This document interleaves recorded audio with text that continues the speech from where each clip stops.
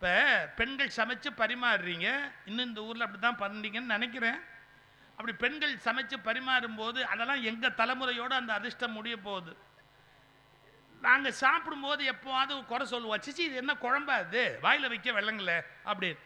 வீட்டில் கண்டுக்க மாட்டாங்க, பேசாமல் போயிடுவாங்க. சில ஊடாக இருந்தால் இவருக்கு கொரோனா வந்துருச்சுன்னு அந்த காலத்தில் ஃபோன் பண்ணி கொண்டு போய் ஆஸ்பத்திரியில் அட்மிட் பண்ணவங்களாம் இருக்கிறாங்க. நார்மலாக சாப்பிடும்போது கொஞ்சம் நல்லா என்னமோ இருக்குது குழம்பு, வாயில் வைக்க விளங்கல அப்படின்னா கோபமான மனைவி கடுமையாக பேசுவா. என்ன பேசுவா? வாயில் வைக்க விளங்கலையா, ஒரு புனல் தர்றேன் வாய் வழியாக ஊற்றிக்க அப்படின்னு. அது நல்ல மனைவிக்கு அடையாளம் இல்லை.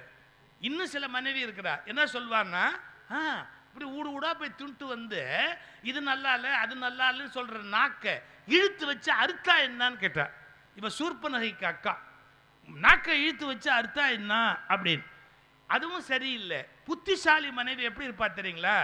கணவனை பார்த்து ஒரு கேள்வி கேட்பா, என்ன நல்லா இல்லை, உப்பு குறையுதா, புளி கூடி போச்சா, இல்லை மஞ்சப்பொடி போட்டிருந்தா நல்லா இருக்குமா, மசாலா தூள் போட்டிருக்கலாமா, பட்டக்கிராம்பு தாளிச்சிருக்கலாமா, எது போட்டிருந்தா இன்னும் நல்லா இருக்கும். ஒரு 15 கேள்வி கேட்டான்னு வச்சுங்க, புருஷன் சொல்லுவான் இதுவே நல்லா இருக்குது விட்டுருங்க.